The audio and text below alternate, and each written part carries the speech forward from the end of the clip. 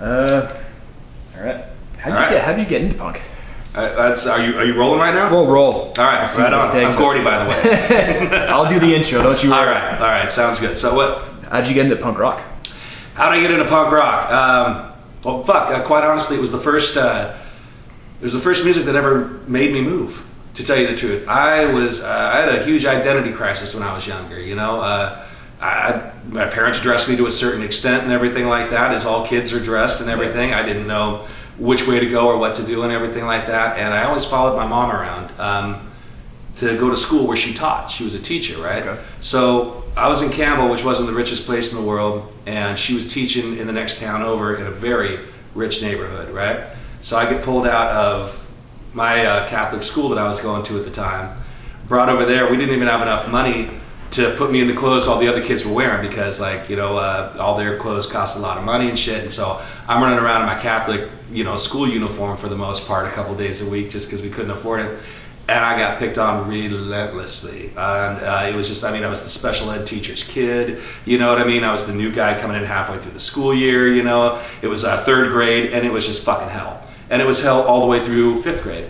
And once I was, my local school started out, my middle school started out at sixth grade to ninth, or sixth grade to eighth, right? So I had to make a big decision. And I was like, you know what? I'm sick of living the way that I'm living right now. I'm gonna break out. I wanna go to my school that's in my neighborhood. I don't know anybody fucking there, but I wanna make, you know what I mean? I need to make a new change here, yeah. You know what I mean? And at that point I knew that I had to kind of reinvent myself too. This is my chance to become me. And so, man, I tried everything and nothing worked for me, all right? I got into like the preppy, try to sort of look and everything like that with the button-up shirts, the Le Tigres, you know what I mean? The Sperry topsiders, and I just wasn't comfortable. And I started running with a bunch of dirt heads and got into Motley Crue and all that and was doing all that, you know what I mean, shit and everything. And still, I was forcing myself to like the music. And then I'm driving around, I'm about, 13 years old. 12, 13, I'm driving around with one of my buddies, and he says, my cousin made me this tape, this mixtape, and he throws it in, and Anarchy in the UK came on, by the Sex Pistols, and it was the very first time in my life that I just started moving in my seat. I had never heard anything like this before, and it was like somebody was grabbing my spine and moving it, and for the first time in my life, I didn't have to try to dance to something. I didn't have to try to get into it. I just got a big fucking grin on my face, and I knew that this is what I had to search out, and I had to search out all punk rock that was out there. You know what I mean? It was just, it was an epiphany. It was godlike. You know what I mean? Coming in there, it was just absolutely nuts. That one song changed my whole fucking life. So then you heard the Sex Pistols and you went out and bought the Suicidal Tendencies. Yeah. Yeah, it's as confusing as it sounds. Well, I didn't know fuck all about punk rock music, obviously, okay. Right? I'd heard this one song, and keep in mind that the other songs on this mixtape were like Big Country, Radio killed, Video killed a radio star. Just all this other shit that didn't even, you know what I mean, wasn't even in the same vein. But okay. This one song stuck out, so I went down to our local record store, which is Fantasy Records over in the outskirts of Campbell, and they had this one little rack, and they weren't even called punk; it was called imports. Because if you couldn't get something on a major label, it was just called an import, record on there. So I'm going through there, and they didn't have any Sex Pistols. I was looking for that. I didn't know what else to get. But I see this one, record with these guys hanging upside down and everything like that, and this Suicidal Tendencies was kind of a cool name. And on the back of it, they had all those hand drawings on the back of white T-shirts and button-ups, that people had done, all the, Suey shirts and everything like that. I thought it was just so cool, and I was like, all right, I'm gonna give these guys a try, And so so I was a little confused, out there, but I was flailing. I was trying to recreate that, that feeling, and see what else was out there. So does that mean you started high school as a punk rocker? I did start high school as a punk rocker. I was punk through most of my junior high years. How was it like being punk back then? I heard stories from Mike Ness and all that where it's like, you get your ass kicked in every single day. That was pretty much it. You get your ass kicked, or people try to suck your dick. One or the other, you know what I mean? I had different experiences walking down the street. I'd be in red bondage pants, 13-inch mohawk, and I'm walking down to meet my buddies at the local hangout and everything, and sometimes you just hear somebody yell, faggot, and throw a full Coke or a full beer can at you, and try to really take you out as the car's going 35 miles an hour, and, hit you with a good can upside the head and everything like that. Did that then again, the other guys would pull over and be like, hey bro, you need a ride? And you're like, cool. You'd hop in the car and they'd have no shirt on and like, what's up? You know what I mean? And okay, back out of the fucking car. You know what I mean? So yeah, it was very different on with that sort of thing. You know what I mean? So did that make you want to?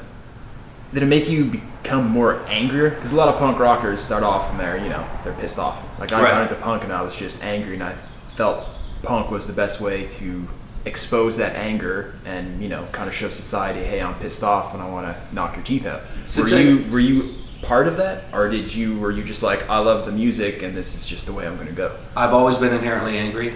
Okay. All right. Always, whether I had a reason to be or not. I've always been inherently angry. But to tell you the truth, as far as that one with the punk rock, the whole anger towards the government, you know what I mean, towards anything that was going on, family life, which is I feel kind of a cop out, because all kids fucking hate family life to a certain degree and everything, no matter what's going on with their family and shit like that. But the big anger issues towards the punk rock didn't start coming out till later. My first thing with it was that this was a bunch of fucking artists.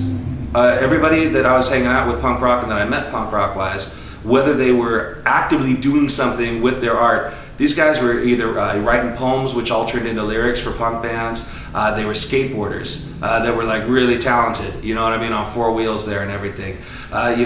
People who could draw, and had different ideas towards art and how to create. People who played guitar and bass. And so for me, it was an amazing artistic explosion. So you're in your area then. It started out more as an artist, as an art form. This is for me personally, though. All right, okay. Everybody's got their own thing. Some people were completely just disenfranchised, pissed off, and they were going for people that would take them in. For me, here I am. I'm trying to figure out, you know what I mean, my business, where I want to go with stuff, and I'm getting into this scene, and that's the first thing that I noticed before the anger and everything like that, was that there was just a lot of talent in there, and that these people that were perceived as being stupid or outcasts or everything like that, man, they're just walking to their own rhythm.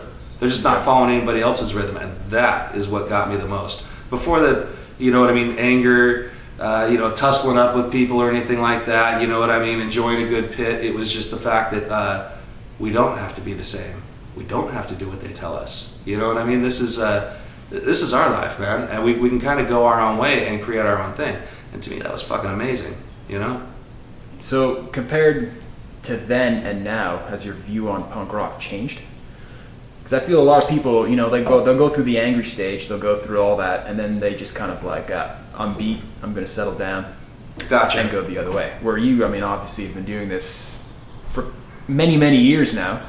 Has your view changed on it? You've seen enough generations go by of punk rockers to see if it's still the same as where you were, or if it's gone a complete separate way and just kind of lost itself? Punk rock will always change. Punk rock is it's not the color red.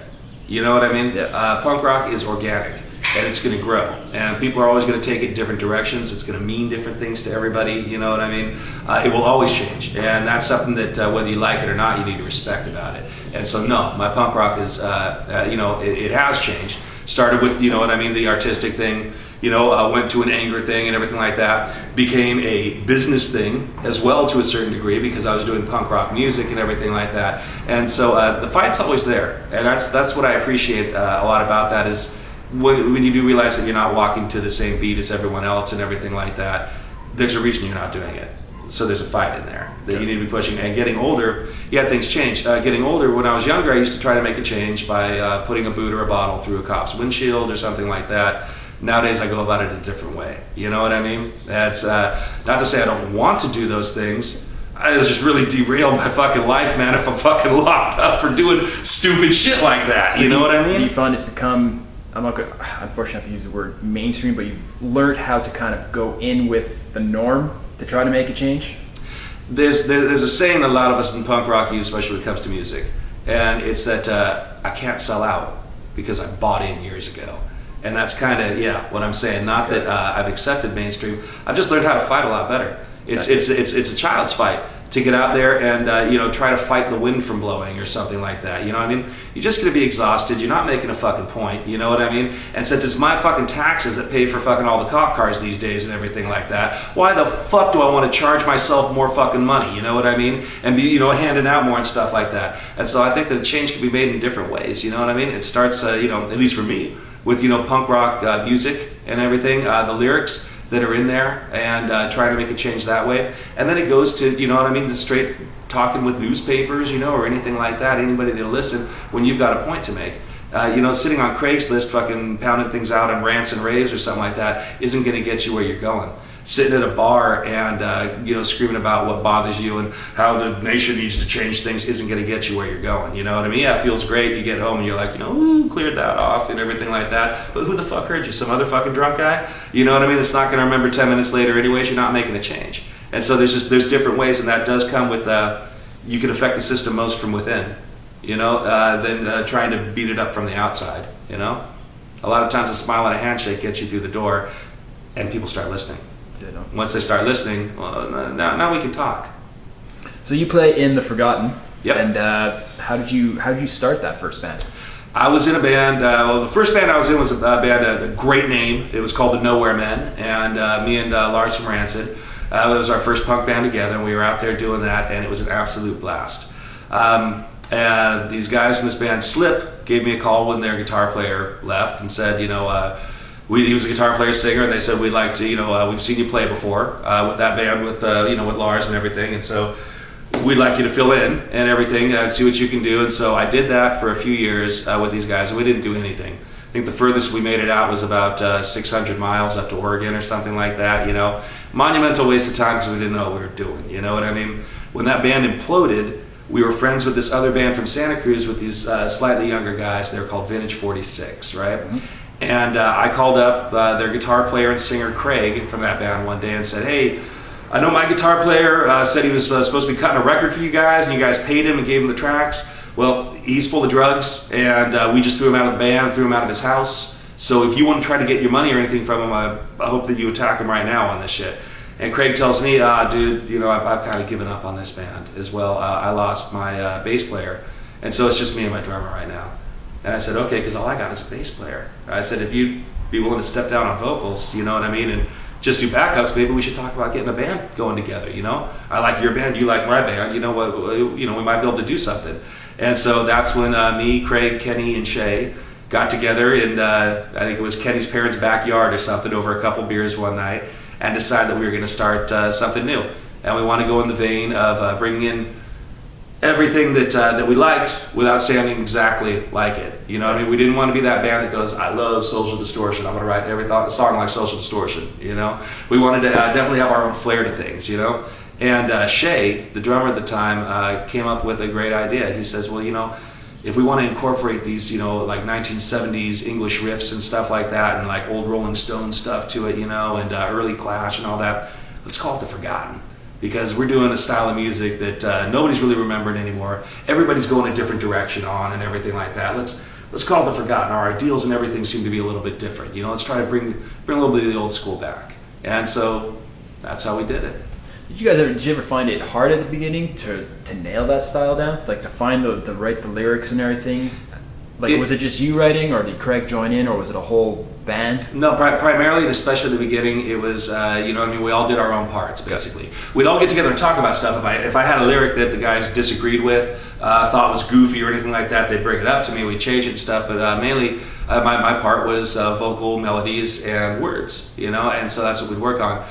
It was difficult, because when you try to write a certain way, it's difficult. Yeah. You know what I mean? If you're not just going, oh, let's sound like the Ramones. What chords did they use? Great. What gear did they use? Great. Let's just try that. Copy it. What we had to do was forget that we were trying to do something.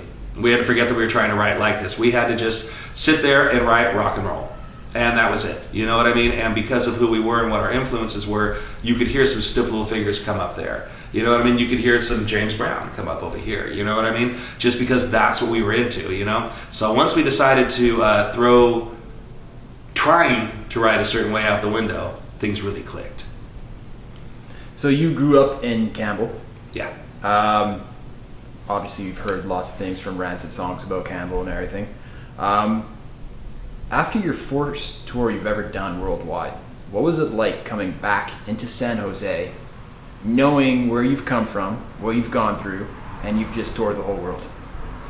Well, first off, it's really nice to be home. Yeah. You know what I mean? I was flat broke. You know what I mean? Stinking to high heaven. You know, that's and it's rough. You get beat up out there, man. You know, especially when you first started. I mean, when you first start, you go from being a fairly big fish in a small pond, right, to where all your little friends come out for all your shows, and everybody says that as long as they got drunk, they had a good time, you were wonderful, you know what I mean, and all this stuff. And so it is not a real barometer of how your band is at all. Then you get out there with these guys that everybody used to go to home at the end of the day. You'd see each other a couple days a week. Now you're all living together, all right? And so there's no secrets, man, you know what I mean? And you got to get along with everyone.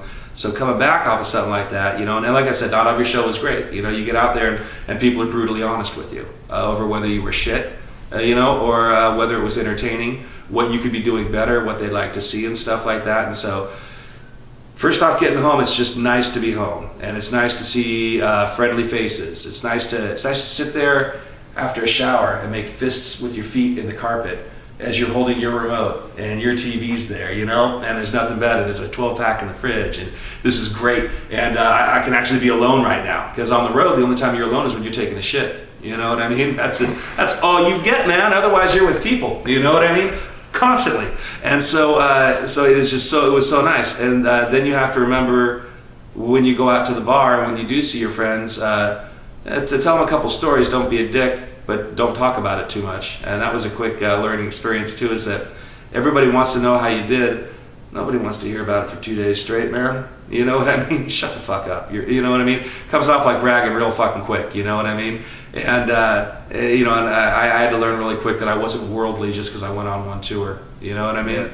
Got a lot to learn here. You know what I mean? But hey, it's quite a whirlwind, and it's a great thing. You know what I mean? And I'm kind of jealous of kids today that they don't have to tour as much, and they can build themselves up really big by home recordings and everything, and blasting out across the web and everything like that. You know, there's a bit of jealousy on that. You know what I mean? But on the other end of it, I'm glad that I had to do it the way I had to do it, man. You know what I mean? Well, you definitely learned a lot more. Learned a lot more, and it just felt more real. It was tangible. I mean, we had to build everything. There wasn't any, you know what I mean? There was no shortcuts, man. You know what I mean? We're recording on tape here. You know, you can't decide you're going to rearrange things like on Pro Tools at the last minute and just, okay, well, you know what? This chorus is really good. Everybody's voices get a little bit tasked, and so why don't we just paste this chorus in over here? No, man. You know what I mean? Everything has to be done right there at the time and everything. And that was fucking fantastic. So do you find it made you a better musician because you had to do that? Like, you had to, you know, you can't, you know, copy paste. You had to be like, okay, here comes take one. We got to nail this as quick as possible. Well, since we still don't do that, since we come from kind of the old school on recording, we never paste. You know what I mean? That's everything is saying in a forgotten song and everything like that. You're never going to hear on our. You can hear differences in each chorus as to who's standing now closer to the mic and everything like that. And if it takes us 3 times to get it done, it takes us 3 times to get it done. We just don't do that. You know what I mean? There's it doesn't happen. Even hand claps in something. You know, those get redone. They don't get moved. You know, we want to record as close to natural as possible. You know, and that's just the way it is with it. You know. And so it made us a better musician. You know, I wouldn't know because it's the only way I know is what we did and everything like that. But it definitely gave us a better work ethic as far as touring went. I'm amazed by the number of bands that go out on one tour these days and break up because they just don't have. That's what I was going to ask you. Yeah, they don't have the work ethic. I mean, back when we were doing it, if you had a gig anywhere, you know what I mean? First off, you made flyers for it. And you put them up everywhere, and the whole band had to go out at night. You know what I mean? And because they get pissed off at you if they caught you putting them up on the poles and stuff. So you'd have to put them on all the poles. You'd have to go to all the gigs and hand out handbills to people. Go to all the record stores, leave them up there. You know what I mean? It was a lot of work to get a gig, and then you had to do the 1 or 1,000 sort of thing in your own head, right? So whether there's one kid there or 1,000, they get the same show. There's no phoning it in. There's no, there's only 20 people here tonight, you know? We worked our asses off. How'd there only 20 people show up? Well, let's just blast through it and get the fuck off stage. No way. If 20 of them paid to get in there, you break your back for those 20 fucking people, man. That's just the way it goes. Did it ever discourage you on tour when you went around? You know, you traveled 5,000 miles or whatever, and there's 3 people in the venue. Like how do you get by that? Next show and wake up the next morning and get to the next show and be like, we're going to do it again. We're still going to give her 100%. If you believe in what you're doing, it's easy to do that, to not take it personally. okay? Because you're always gonna, Sundays and Monday nights are always gonna be shit. You know what I mean? Some markets are always gonna be shit. A lot of promoters, local promoters are always gonna be shit and not do their job about, you know, promoting your show. And especially when you're just getting going, you can't expect everybody just to fall in love with you. You know what I mean? You're not gonna have that buzz that's going around, you know? And so, at least not then, there was no, you know, internet marketing. You know, to let people know, you know, hey, here's my page and all the wonderful things that we can do and stuff like that. And so we tried to never take it personally. We knew when we fucked up. We knew when we did a, you know, just a shit gig or anything like that, you know. But otherwise, you don't take it personally. And the main concern is just, quite honestly, the money. Because when you're 3,000 miles away from home with your van and your transmission's starting to slip on you, and you need to make gas money to hit these other gigs and stuff like that, that's where the hustle is. So it was never really a thing about, you know, oh boy, are we doing the right thing? You know what I mean? Are we good enough to do it and everything like that? No, we're going to be good enough, and we're going to work our asses off on stage for it. That's not a problem. And so those shows, the only real bummer was how are we going to eat? You know what I mean? How are we going to get home? You know, how are we going to go on the next tour? You know what I mean? How do we fuck up, and how can we make this stuff better? You know? And it came down to, like, we were one of the first bands out there in like 1998 that was making beer koozies and panties, you know, because we figured out real quick that was the biggest return on our money, okay? It cost me like $1 to $1.29 to make per unit on these things, and we could turn around and sell them anywhere from $5 to $10 a pop. T-shirts, the margin was much lower on, so we had to go with the, you know what I mean, merchandise that made sense. And so you start getting into that sort of thing, you start thinking a different way. You know, it's, as one of the first producers we ever had told us, you think your band is a bunch of friends out there playing music, and it is until you cut your first record. The minute that you cut your first record, you have stepped into a business arrangement, and you are no longer a bunch of friends playing in a band.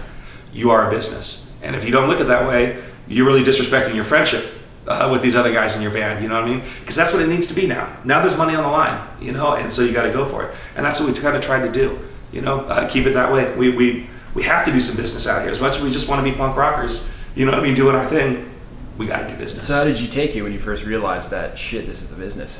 It sucks. You know, when you go from being, you know, fuck the corporations, fuck the government, to I'm a business now. Oh, you think that's bad? Wait till a label first tells you, we don't like you saying this in interviews, man. Okay, would you take, you know, this that you're saying and not do it anymore? You know what I mean? Or spin things more towards this is where I think you should go with it and stuff like that, you know? And thankfully that didn't happen a whole lot or anything like that. But the first time you hear something like that, and they're probably right because I'm a hothead and say a lot of stupid shit, man. And so not to say that anybody was wrong telling me to fucking close my yapper for a minute, you know what I mean, or anything like that. But it is one of those things that you're just like, wow, this is not what I thought it was going to be. I thought, you know, I saw, you know, Nevermind the Ball, or you know, the Great Rock and Roll Swindle. You know what I mean? I thought it was supposed to be some free for all, the Wild West. You know what I mean? Let's go. You know, no one's stopping me. But no, if it is a business, you need to make the right decisions. As I said, you disrespect your lady at home, you disrespect yourself, you disrespect your fans, and you disrespect your bandmates when you don't look at things logically on there. You know what I mean? When it's, a drunk rock, let's just go. You know what I mean? I don't give a fuck if you bought a ticket to my show. I'm going to fall down drunk on stage and not remember any of my words. You know what I mean? Who are you helping there? You know what I mean? Is that, and when your legacy is done, is that what you want to be known for? You know? Did it go against anything in you? To have to be like, okay, I can't say this, I can't do Absolutely. this, I should watch myself on this? Absolutely. Did you lose any kind of respect for punk rock in any kind of way? Like, shit, it's a business? Like, it was supposed to be this way? Not with punk rock, because punk rock, I mean, that's a loaded term, man. You know, as I said before, it's punk rock's organic. It's always going to change. It's always going to be different. And everybody uses that for something. You're going to have that asshole that comes to your house and breaks a window. And when you say, what are you doing? He's going to be all, I thought you were punk rock. You know what I mean? And, you know what I mean? Or the guy that wants to come up and kick you in the ass as you're sitting at the bar. And hey, I thought you were punk. You're not punk, you know? And it's a loaded term. People use the punk rock to get what they want, man. It's like the Bible. You know what I mean? It's just open to fucking everyone's interpretation on it. And they're just going to try to school you on that. And so, no, I was never pissed off at punk rock. You know what I mean? It was my choice. It was my choice to go on the road. It was my choice to get into the business of music and playing punk rock music. You know what I mean? So no, why would I be? I mean, I can be disappointed all day long, but at the end of the day, you know what I mean? Be more disappointed with myself than anything else. You know? So when you were on the road, either with the Forgotten or the Bastards. Did you ever find it hard every day, especially with internet and everything, reviews are like that online, So how did you guys every day be like, we got to put on another great show. We got to put on another great show night after night after night, and really not looking back. Because I've seen the Bastards play like 3 nights in a row, and every night was just on top. Oh, thank you. So how do you do that, 200 days out of the year, night after night, with 1 day off a week? It's your job, man. You do it because you got no choice. Everybody's got to do something. You know what I mean? And it's really nice when you actually enjoy what you're doing out there. You know what I mean? And when you've got camaraderie and a good team effort. I mean, you look at bands like the Casualties, the Bouncing Souls, you know what I mean, who are Swingin' Utters, you know what I mean, who are genuinely friends, and they all do this for the greater good of their band as well and everything like that. I mean, it's a great feeling and it's addictive. You get a high off of getting out there and doing good. And so why would you ever not want to do good? You know what I mean? There's always a day that you don't want to go to work and everything like that, but man, when you got the best job in the world, you know what I mean, you realize exactly how selfish you're being by not wanting to get out there. It's a great opportunity. I never took a day for granted. You know what I mean? It was the hardest ones are the ones where you genuinely are sick. Yeah. You're under the weather, you don't have a voice, and you've got a show to do. Oh well, you know what I mean? There's no calling in sick at this job. There's nobody that you can call for a replacement. I can't. Hey Jerry, can you cover my shift today? You know what I mean? It's not going to work out. So you're a pretty opinionated guy. And I've wanted to ask you this for a while. In the news and everything, you see when shit happens, they always go to the music. This person was listening to this. This person was listening to that. Now, do you think it's just a way to, like a scapegoat for people to be like, oh, it has to be this, it has to be that, instead of just taking responsibility for, maybe we're doing things the wrong way? It's the media, is what I think.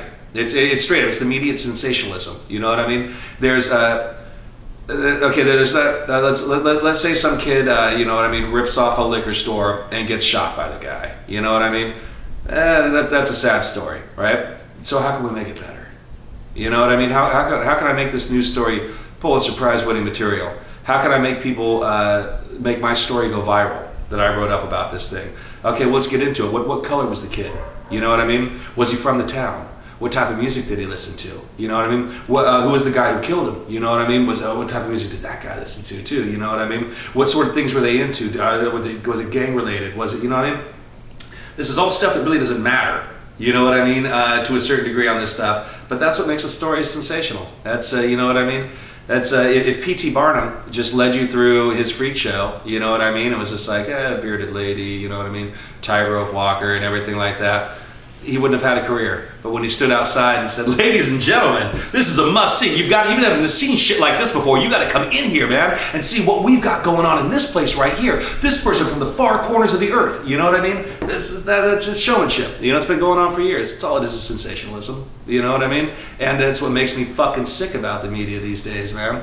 Everything is blown up and out of proportion on everything. You know what I mean? If it's a slow news day, holy shit. You know what I mean? The stories just get bigger and more blown out and everything like that. And nobody gets down to brass tacks. And by brass tacks, we just need to be better fucking human beings. We need to raise our children better, and we need better education. Start doing some things like that. Start paying teachers as much as you pay a doctor or a fucking lawyer. And you see how quickly we can turn this shit around. You know what I mean?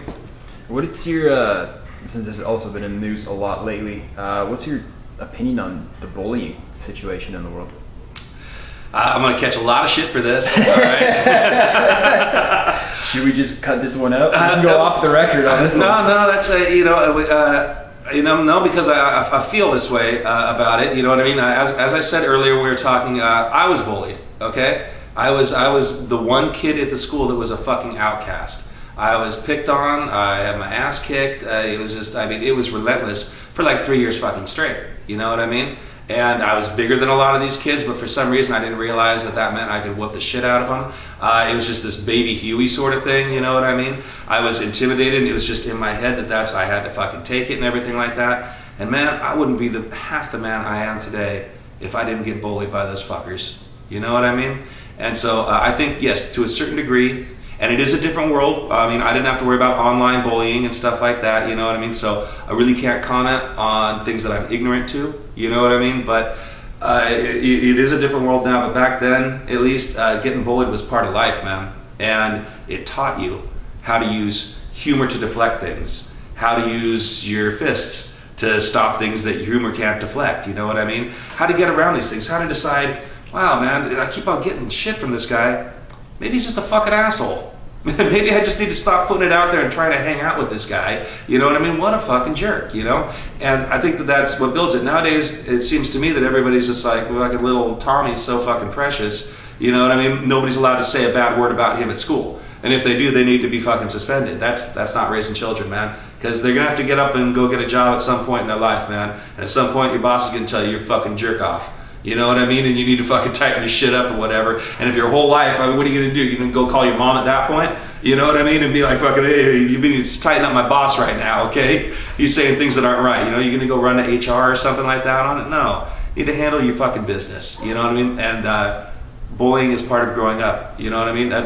My parents never went down to a school and punched somebody for bullying me. Even though I'd come home in tears, they'd let me know. You got to figure this one out, kid. You got to man up. Well, maybe don't get around him anymore. You know what I mean? That's go do something else, you know? And you learn, you know? I don't know. That's just me with it, you know? I know that there's extremes, you know, and all that shit, you know? As I've said, it's a different world. And the extremes aren't cool, you know what I mean? That shit can get out of hand if it's not checked. But your regular schoolyard bullies, fuck it. You know what I mean? That's needed. It's part of life. And, well, I guess we'll go back to the touring section. Yeah. So on the touring, what was the hardest thing for you to do, like on tours? You know, like you're going away from your wife and everything, from right. your friends and family. So what's the how do you stay sane going through all that for such a long period of time? Well, I think that is the hardest part, is keeping the positivity and your eye on the prize with stuff. Because sometimes, I remember this one 2-month saturation tour we were doing in Europe. We got out there and we know that we're going to be there for 2 months straight, and the tour company wants to make money, the band wants to make money, we all want to pay for our plane tickets and everything we spend money on to get over there. We have to come home with money for our families as well and everything like that. And so we get out there, and the first day of tour, we brought another band out with us. There was, 14 of us in a 9-passenger van, along with all of our gear and all of the backline and everything like that. And we were like, what the shit, you know what I mean, is going on here? And I'm looking down the barrel at a very, very long tour. You know what I mean? This a very miserable long tour. We finally ended up renting spending what we would have made back on plane tickets to rent a car for 2 months out there. And had to have members of our group taking turns driving it as well. You know, and that's was the only way that we could actually make things work. And so right there, you start a tour, you're down on money, you're uncomfortable, you're pissed off, and you know that you've got a good 60 days until it's done. You know what I mean? And so that's the hardest part right there. Staying positive on stuff and not tripping out too. You know what I mean? I call the wife as much as I could. And back then, you know, I wasn't running around with a cell phone. You know what I mean? You're hopping on pay phones and putting in those card codes that, you know what I mean? Everybody's got a friend who had a card, and you're, trying to use it for free out there. Or you lie to the club and say that you're just calling the next town over, and you're really dialing international and stuff to call home and stuff. But it gets rough sometimes because you check in and sometimes there's no new news. You know? You always want, when you call home, to have this huge connection going on and to just hang up the phone beaming and fucking, wow, this is, we're so amazing with each other, and, isn't everything great? But sometimes it really is, how are things on the road? It's, we're getting a couple hundred people per show, everything's good, we're selling some merch, gotta order some more. How about you? Well, I'm just working, not a lot of money, so I'm staying in a lot, not seeing anybody this week till the weekend. Okay, and there's nothing to talk about. There's no big epiphany moment on there, and so it's one of those, you got to learn how to be cool with that, saying, okay, love you, talk to you later. And there isn't a huge connection going on, and then you go on about your day, you know what I mean? So stuff like that grinds on you a little bit. It's rough, but it's part of the job, you know what I mean? Does it ever get on you, when you play in front of, 2,000 people, and then you kind of come home and you're just at home? Like, does that ever give you a weird mental? Nah. No? Not for me. You know what I mean? Nah. No, it was just it was always part of the job. You're lucky when you've got that many people out there, and you're lucky when you're on top of the game, and everything sounded really good. You know what I mean? It's really nice. You know what I mean? But normal life's always normal life. You know what I mean? There's no You know, it's good to have a nice day at the office. You know what I mean? And that's about it. You know what I mean? It doesn't make me any different than anybody else. So is it harder being on tour or just working around your house? Which one's tougher for you? Man. What? 9 to 5 or I miss aspects of both, man. To tell you the truth, I really miss seeing the people that I got to meet out on the road. Really cool people. People in bands that we would travel with and everything like that. We had our preferred bands that we liked to be with that were just awesome human beings. And then the different friends that you would make in every town, such as yourself. That, you know what I mean, we could always count, we'll see them again in 6 months. You know what I mean? And it was a really cool thing. And I really appreciate a lot of that. And it was really great to get out there and do music, share our craft. This is what we do. You know what I mean? And when we're home, we sit there and write songs and stuff. Then again, I got to tell you, it's also nice, being able to see my wife every day. It's nice to succeed in another path in life. You know what I mean? It's nice to get paid more than 4 times a year in royalty checks that the taxes are not taken out of, all right? And you got to figure out how to save that money and not, get into it and everything like that. There's some things that are really nice about it, man. And I don't know. The deadline for creating music was always great. It was great when your record label says, well, dude, you need this album written in a month because we need to record it in 2 months, and blah, blah, blah. Whereas now it's just like, there's no deadlines. We'll write here, we'll write there, we'll track here, you know what I mean? And so that kind of sucks that we're not on the schedule, to be as productive as we once were, even though we're a hobby these days and everything like that. But there's definitely things to be said on each side. I love my town. I love seeing my friends. I love being part of, me and my wife, you know what I mean? Working this family unit sort of thing, you know what I mean?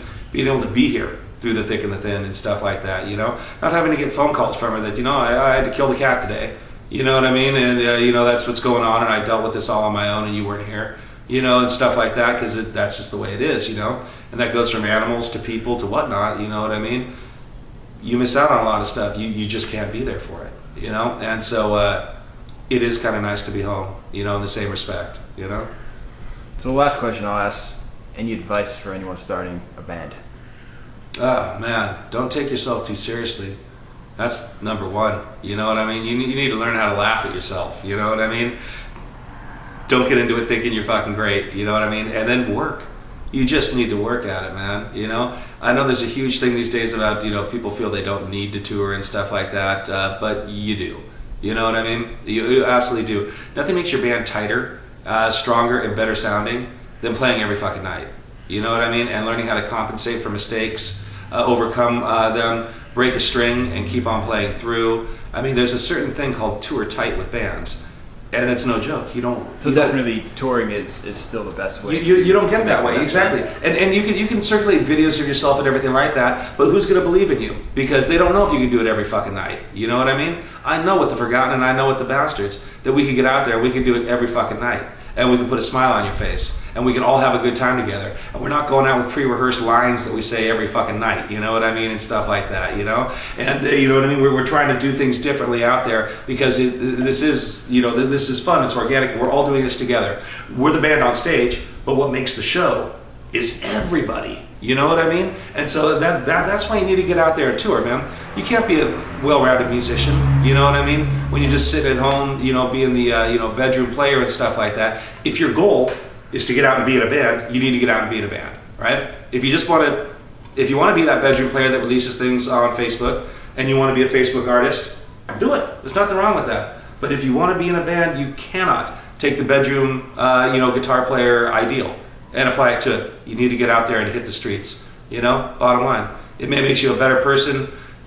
You can speak better off stage to other people and everything like that. You can entertain a lot better. And like I said, the music just gets better and better. Plus the ideas that you get from seeing these other bands in other places of the world that's inspiration that you just can't put in a bottle. You know what I mean? You see how they do things, the different riffs they've got going on, where they're coming from with stuff, and everybody borrows from everybody on that sort of thing. It's a very big creative vibe when you're surrounded with music 24/7, and that's what you're living every single day. You know what I mean? It's just, I don't like fucking hippies at all, you know what I mean? But you get the fucking point of the fucking whole artist commune and shit like that, where shit must flourish because you're just, you know what I mean, completely immersed in it every fucking day. That's your life. You know what I mean? That's pretty cool. So, yeah. Young musicians, they just need to get out there and fucking do it. Stop dicking around on a fucking computer. You know what I mean? Go find some tape someplace, you know? Drop some music onto tape. Have some fun and then get out there and take that around the world, man. You know what I mean? Never take no for an answer. You know, everybody's going to tell you, you know, what you can't do or what's realistic, you know what I mean, or anything like that. Don't fucking listen to it. Cool. Do what you're going to do. Any last words? I think I might have bored everybody that you'd show this to far too much. All right, man. Thank you. You bet. Thank you.